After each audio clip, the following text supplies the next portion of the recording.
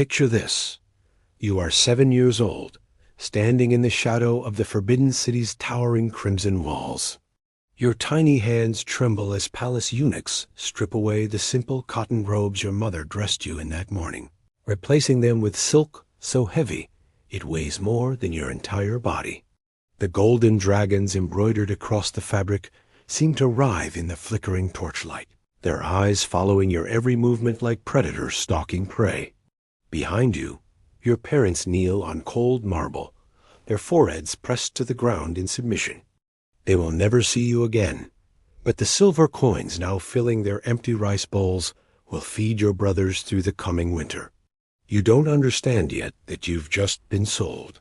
You don't know that the beautiful palace before you will become your prison, that the ornate chambers and jade gardens hide secrets so dark they would make grown men weep. All you know is that the Empress Dowager's cold fingers are tilting your chin upward, examining your face like a merchant inspecting livestock, while she murmurs to her advisors about your potential value in the deadly game of imperial politics. This was the reality for countless young girls in China's imperial courts, where childhood ended not with adolescence, but with a transaction, where innocence was traded for political alliance, and where the most beautiful children became pawns in a system so ruthless it consumed its own future. Before diving into these forgotten stories of survival and suffering, if you enjoy learning about the hidden truths of history, consider hitting that like button and subscribing for more content like this. And please comment below to let me know where you're listening from. I find it incredible that we're exploring these ancient stories together from different parts of the world, connected across time and space by our shared curiosity about the past. The practice of child marriage in Imperial China was an aberration, or a rare occurrence, hidden in the palace's darkest corners. It was a systematic institution that shaped the very foundation of dynastic power for over 2,000 years. From the Han Dynasty through the final days of the Qing, the imperial court operated on a simple but horrifying principle. The younger the bride, the more valuable the political alliance. But these weren't marriages in any sense that we would recognize today. They were carefully orchestrated transfers of human property, where girls as young as 6 were selected, purchased, and prepared for lives that would strip away everything that made them children. The selection process itself was a nightmare that played out across the empire like some twisted fairy tale audition. Every 3 years, imperial scouts would fan out across China's provinces, searching for girls who met the court's exacting standards. They sought specific physical characteristics: unblemished skin that had never seen manual labor, feet small enough to bind into the lotus shape prized by the nobility, and faces that conformed to the era's beauty ideals. But physical appearance was only the beginning of their evaluation. The scouts examined each candidate's family lineage, ensuring their bloodlines were free from the taint of rebellion, mental illness, or physical deformity. They investigated the girl's behavior, seeking signs of intelligence that could be molded into political cunning, but not so much independence that she might resist her fate. They even consulted fortune-tellers and astrologers, believing that the alignment of stars at a child's birth could predict her success as an imperial concubine. Those who passed this initial screening faced an even more invasive selection process at regional gathering points.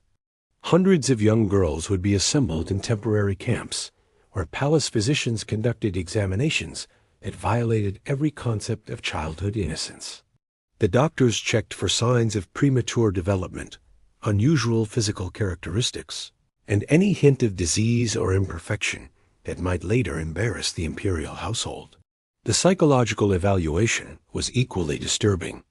Palace officials would separate the girls from their families, observing how they reacted to isolation, fear, and arbitrary commands. They wanted children who would cry but not scream, who would obey without question, and who showed signs of the emotional malleability that would allow them to be shaped into whatever role the court required. For the families involved, this selection process represented both their greatest hope and their deepest nightmare. Poverty-stricken peasants saw it as their only chance to elevate their social status and escape the grinding cycle of agricultural subsistence. If their daughter caught the emperor's eye, the entire family could be lifted from obscurity to wealth and influence. But they also understood that success in the imperial court was far from guaranteed, and that most of these children would disappear into the palace's labyrinthine hierarchy, never to be seen again. The economic incentives were impossible to ignore. A family that produced an imperial consort could expect generous financial rewards, land grants, and appointments to government positions. The emperor as favor could transform a clan of struggling farmers into a powerful noble house within a single generation. This possibility, however remote, drove countless families to present their daughters for selection, despite knowing the horrific realities that awaited them. Once selected, these children entered a world that existed entirely separate from normal human experience. The Forbidden City wasn't just a palace. It was a self-contained universe with its own laws, customs, and moral codes that bore no resemblance to life outside its walls. Here, the normal bonds between parent and child, the natural progression from childhood to adulthood, and even basic concepts of consent and choice were completely irrelevant. The newly arrived girls were immediately separated by age and perceived potential. Those deemed most promising were assigned to the inner palace, where they would receive intensive training in the arts of court life. Others were relegated to outer chambers, where they might spend years or even decades waiting for an opportunity that would never come.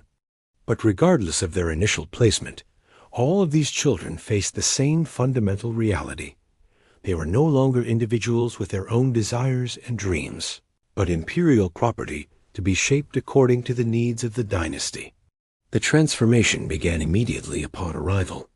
The girls' birth names were taken away and replaced with titles that reflected their new status as palace property. Their hair was cut and restyled according to court fashion, their bodies measured for the elaborate robes that would mark their position in the palace hierarchy, and their daily routines restructured around the rigid protocols that governed every aspect of imperial life. But perhaps most disturbing was the systematic destruction of their emotional connections to the outside world. Letters from family were intercepted and destroyed. Personal belongings from their previous lives were confiscated, and any attempt to maintain contact with their former existence was met with severe punishment. The palace administrators understood that these children could only be molded into effective imperial consorts if their old identities were completely erased. The education these children received was unlike anything provided to girls in the outside world. They learned to read and write, but only so they could understand imperial decrees and compose poetry that would flatter their future husbands. They studied music and dance, but only to perform for the emperor's entertainment. They were taught the intricate protocols of court etiquette, the subtle art of political manipulation, and the dangerous skills needed to survive in an environment where a single misstep could mean death. The physical preparation was equally intensive and disturbing. Girls as young as 8 were subjected to beauty treatments that would be considered torture by modern standards. Their feet were bound to create the tiny, deformed appendages that Chinese men found sexually attractive.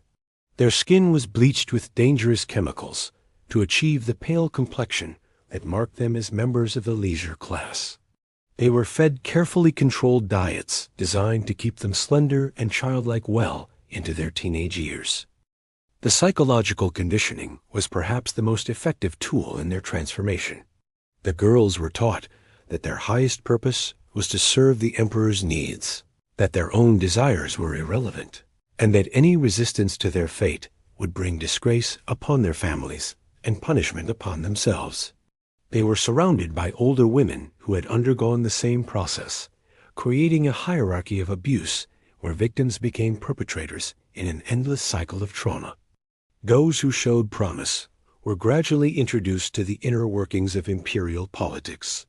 They learned to recognize the subtle signs that indicated the emperor's moods, the coded language used in court, communications, and the complex web of alliances and rivalries that determined who lived and who died in the palace as shadowy world.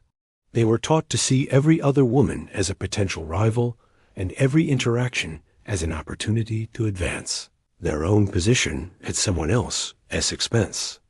The most successful of these children learned to suppress their natural emotions so completely that they appeared to feel nothing at all. They became living dolls, beautiful and compliant, capable of expressing whatever emotion the emperor desired, but incapable of genuine feeling. This emotional numbness was considered the highest achievement in their training, the sign that they had been successfully transformed from children into imperial property. Yet even as these girls were being systematically dehumanized, some managed to retain fragments of their original selves. In whispered conversations during rare moments of privacy, they would share memories of their families, their homes, and the lives they had lost. These secret connections became lifelines in a world designed to isolate them completely from human warmth and genuine affection. The palace maintained detailed records of each girl's progress, noting their strengths and weaknesses, their potential for advancement, and any signs of resistance or rebellion. Those who adapted quickly to their new circumstances were rewarded with better living conditions and increased chances of gaining the emperor's attention. Those who struggled were subjected to increasingly harsh discipline until they either conformed or were quietly eliminated from the program. As these children grew older and their training progressed, they began to understand the true nature of their fate. They were being prepared not for marriage in any conventional sense, but for a life of sexual servitude disguised as imperial honor. The emperor they would eventually serve was not a husband but an owner, and their role was not that of wife but of property to be used and discarded according to his whims. The most chilling aspect of this system was how it convinced its victims that they were privileged rather than abused. The girls were taught to view their selection as an honor, their training as preparation for greatness, and their eventual service as the highest calling a woman could achieve. This psychological manipulation was so effective that many of these children genuinely believed they were fortunate to have been chosen, even as their childhood innocence was being systematically destroyed. A transformation reached its most sinister phase when these children, now teenagers, but still psychologically trapped in their childhood trauma, were deemed ready for their first encounters with imperial power. The selection for the emperor's personal attention followed rituals that had remained unchanged for centuries, ceremonies that disguised sexual exploitation as sacred duty. On nights when the emperor desired new companionship, palace eunuchs would present him with silk scrolls containing the names and portraits of available girls. These weren't romantic introductions, but catalog selections, with each girl's physical attributes, training accomplishments, and family background summarized like livestock records. The emperor would make his choice based purely on momentary desire, completely indifferent to the terror his selection would inspire in its target. The chosen girl would be summoned by eunuchs who would bathe her in perfumed waters, dress her in robes specifically designed for easy removal, and escort her through corridors lined with guards who had witnessed the same scene countless times before. The walk to the emperor's chambers became a death march of childhood innocence, each step carrying her further from any possibility of a normal life.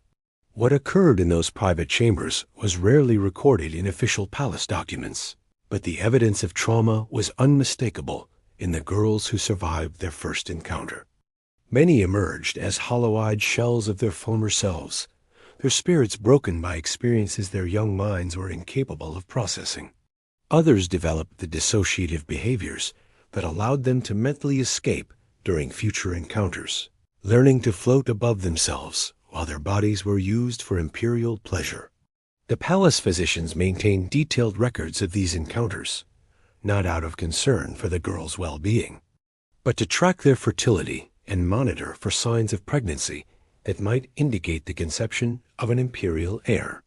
The girls' bodies became medical specimens to be examined, prodded, and evaluated with the same clinical detachment used for breeding animals. Their pain, their fear, their desperate attempts to maintain some sense of self were all irrelevant compared to their potential reproductive value. For those who became pregnant, the nightmare intensified rather than ended. Pregnancy in the imperial court was a dangerous game where the stakes were literally life and death. If the child was male and healthy, the mother might find herself elevated to a position of influence and protection. But if the pregnancy ended in miscarriage, stillbirth, or the birth of a daughter, she faced the constant threat of being eliminated to make room for newer, more promising candidates. The palace maintained secret chambers where pregnant concubines were isolated during their confinements, attended by physicians and midwives who answered directly to the emperor's most trusted advisors. These women gave birth in conditions that prioritized the infant's survival over the mother's well-being, and many died from complications that could have been prevented with proper care.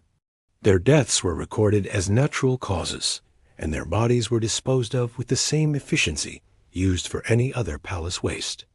Even those who successfully produced healthy sons discovered that motherhood offered no protection from the system's cruelties.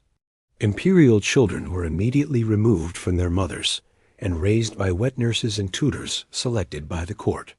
The biological mothers might see their children only at formal ceremonies, watching from a distance as strangers shaped their offspring into the next generation of imperial power. The natural bonds between mother and child were systematically severed to prevent any loyalties that might compete with absolute devotion to the emperor. The psychological warfare extended beyond individual trauma to encompass the entire community of imperial women. The palace administrators deliberately fostered competition and mistrust among the concubines, understanding that isolated individuals were easier to control than united groups. They spread rumors about favoritism and betrayal, encouraged reporting on fellow concubines, and rewarded those who demonstrated their loyalty by betraying others. The crimson walls of the Forbidden City have crumbled, the dynasties have fallen, and the emperors who once wielded absolute power are now nothing but names in history books. Yet the echoes of those children's cries still whisper through the courtyards, where jasmine blooms over foundations built on suffering. These weren't just individual tragedies, but systematic destruction of innocence on a scale that defies comprehension. The price of imperial glory was measured not in gold or territory, but in the stolen childhoods of girls whose names were erased from history, along with their humanity. Their stories remind us that behind every monument to human achievement, behind every golden age celebrated in textbooks, lie the bones of the forgotten ones who paid the ultimate price for someone else's power.